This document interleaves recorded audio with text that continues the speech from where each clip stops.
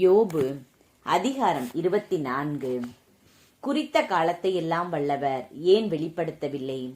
அவரை அறிந்தோரும் ஏன் அவர் தம் நாள்களை காணவில்லை? தீயோர் எல்லைக்கல்லை எடுத்து போடுகின்றனர், மந்தையை கொள்ளையிட்டு மேய்கின்றனர், அனாதையின் கழுதையை ஓட்டிச் செல்கின்றனர், விதவையின் எருதை அடகாய்க் கொள்கின்றனர், ஏழையை வழியினின்று தள்ளுகின்றனர், நாட்டின் வறியோர் ஒன்றாக ஒளிந்து கொள்கின்றனர். ஏழைகள் உணவு தேடும் வேலையாய் காட்டு கழுதையென பாலை நிலத்தில் அலைகின்றனர்.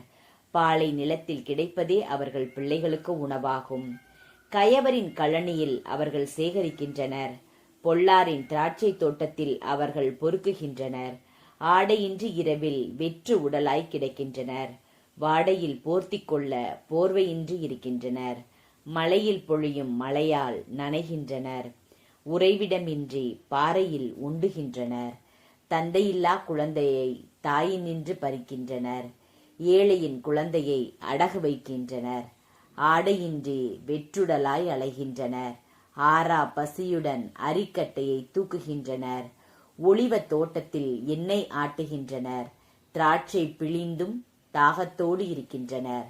நகரில் இறப்போர் முனகல் கேட்கின்றது, காயமடைந்தோர் உள்ளம் உதவிக்கு கதறுகின்றது.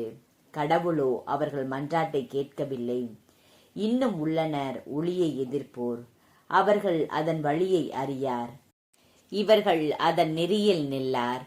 எழுவான் கொலைஞன் புலரும் முன்பே, ஏழை எளியோரை கொன்று குவிக்க. இரவில் திரிவான் திருடன் போல, காமுகனின் கண் கருக்களுக்காய் காத்திருக்கும். கண்ணெதுவும் அவனை காணாது என்றெண்ணி முகத்தை அவனோ மூடிக்கொள்வான்.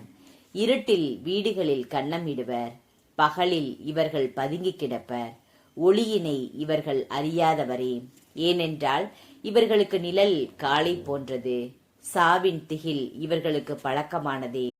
வெள்ளத்தில் விரைந்தோடும் வைக்கோல் அவர்கள், பார்மேல் அவர்கள் பங்கு சபிக்கப்பட்டது. அவர்தம் திராட்சை தோட்டத்தை எவரும் அணுகார். வறட்சியும் வெம்மையும் பனி நீரை தீக்கும். தீமை செய்வோரை பாதாளம் விழுங்கும். தாங்கிய கருப்பையே அவர்களை மறக்கும். புழு அவர்களை சுவைத்து தின்னும். அவர்கள் கொடுமை மரம் போல் முறிந்து போம்.